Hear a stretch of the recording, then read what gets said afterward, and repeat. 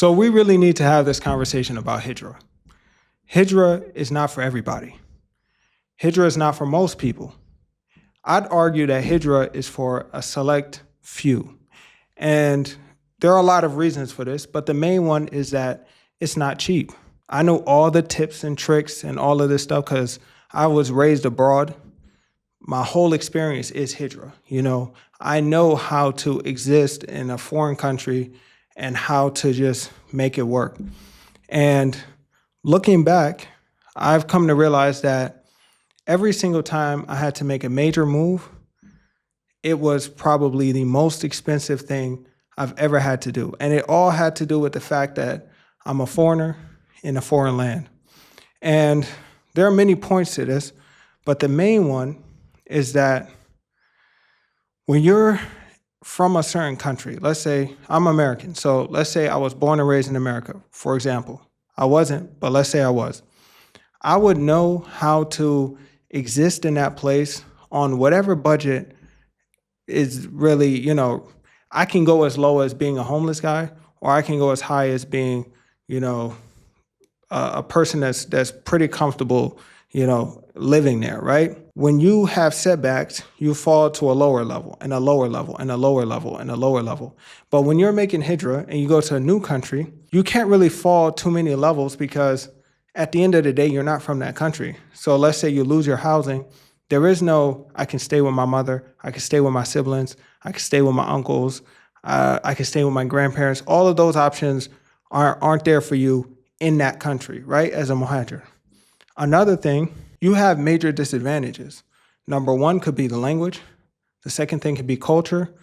The third thing is standards. Like if you're from a Western country, America, UK, and all these places, in Egypt, you can only go so low before you start to say, I can't take this. While the locals might be able to handle certain lifestyles that you just can't really handle. So there are a lot of points there as well. And one thing that made me realize that Hijrah is an expensive thing is because I was speaking to my uncle about a month ago. He owns a lot of houses, all of this stuff. And he was talking about how significant $10,000 as a number was, like as an amount. And the way I see $10,000 and the way most of my peers, the way we see $10,000 is just enough for you to take the next step in your life, or to do something else. But it's not really life-changing. But the way he looked at it was like, you can do so much with that, and you can put yourself on the path to major success with $10,000. But with us, it's just like, that's how much it costs to just play the game. That's how much it costs to live abroad, really. Because $10,000 is usually the amount that most of us save up just to move to a new apartment and set up. Now, it can be like that if you're from a certain country, like for instance, Egypt or wherever, but you only need to set up like one time properly, and then you can kind of coast all the way through. While for us, over the last 5 years, I think I set up maybe 4 or 5 times. And the reason for that is because I've been moving countries. We stayed in the States, we went to Turkey, came to Egypt, and I left Egypt, came back to Egypt. I set up multiple times, and each time it costs about $10,000 consistently, just back to back to back. And it's been like that for everybody that I know. And if you got kids, if you got a wife and kids, and if your family's huge even, or if your family's huge especially, you're going to spend at least $20,000, $30,000 just to set up. And this is why a lot of people that I knew growing up, they used to just have a mattress on the floor, some couches on the floor, some of those pillows on the floor, folding tables, and they'll say that their house is furnished. But the reason why is because they couldn't afford to fully set up and deck out their apartments and all of this stuff because it's not really practical. They're only going to be there for about a year or 2, maybe 3, and even if they did think about staying there long term, there was always that uncertainty around your visa. They gave me 6 months this time. Will they give me 3 months next time? How do I get a long-term visa? There's no answer for that. So people are just in this limbo space, and they don't really know how to get their footing because anything happens, you have to set up once again, and it's super expensive. And sometimes people leave the country to do basic things, to go have their baby back in the States or wherever they're from, or they might go back to go see family members. All of these trips and things, super expensive. This isn't cheap. There's nothing about this that's cheap. And a lot of people got to understand this, because even if we can help people out and get them set up for little to no money, it doesn't matter, because at the end of the day, they're going to hurt themselves if you're not properly prepared.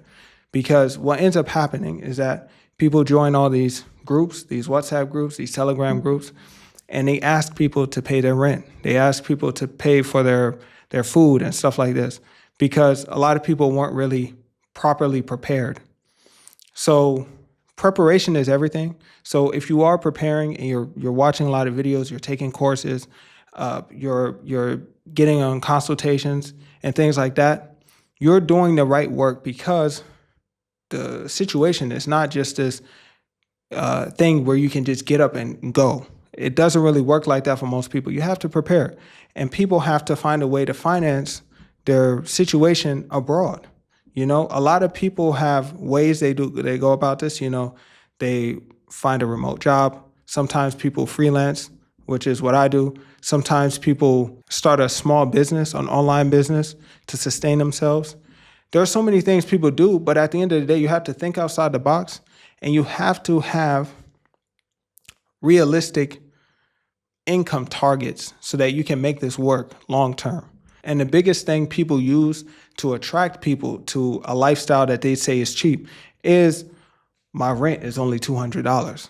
Food is only this much. My internet bill is only this much, blah, blah, blah. But those are the perks, but that's not going to be your situation right out the box. That's what you're going to have to build into.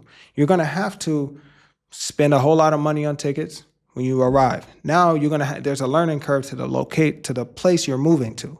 You got to put yourselves in school if you need to pick up a language or something like that. You're going to have to deal with the people. There's going to have to be a lot of investment be upfront before you can experience the benefits of a $200, $300 rent costs. And, I can get this big old house for this much and that.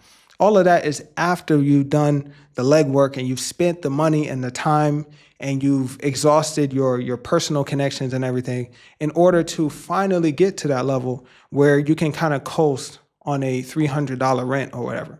But at that point, or by then, it might not be worth it, because you spend the 6 months, the year, sometimes it's 5 years of people getting a strong understanding of the place that they're in, and then they'll get this low rent, but something happens and they got to go. Or they'll get this low rent and they'll experience this low rent, but then getting the furniture and all of this stuff is going to override the price of that rent, because the rent is $300, but then you got to buy all of this new furniture and all this stuff from scratch. So there are a lot of costs associated with just moving to another place. Obviously you have the time investment, which a lot of people shortcut through, some of our courses, or they shortcut through consultations and things like that. You can shortcut the time investment, but you still have to spend the time, because when you do get somewhere, it's all new. And with it being all new, you're going to have to learn everything. While people that were born and raised there, they already have a lot of things that are built in that they just know, and they can just get around and just do. So that's kind of like my public service announcement. I know you guys probably never seen me before, but I just had to get on here and make this video. It's about 2 a.m. My father just left. He recorded his own video. He's gone.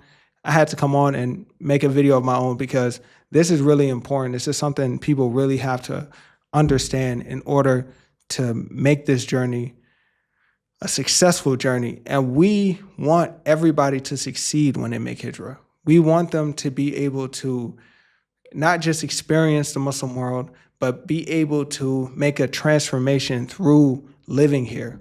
There are a lot of people that come here, they get married, and They have a great life here, stay here 10, 15, 20 years, possibly even, or sometimes people pass away on this side of the world, and that's their dream. And you have other people who fail because they'll come, they're not prepared. They watch some ad or some video of somebody saying, oh, my rent is $100 or whatever. They come over here, and then they're left begging people for help because they weren't prepared.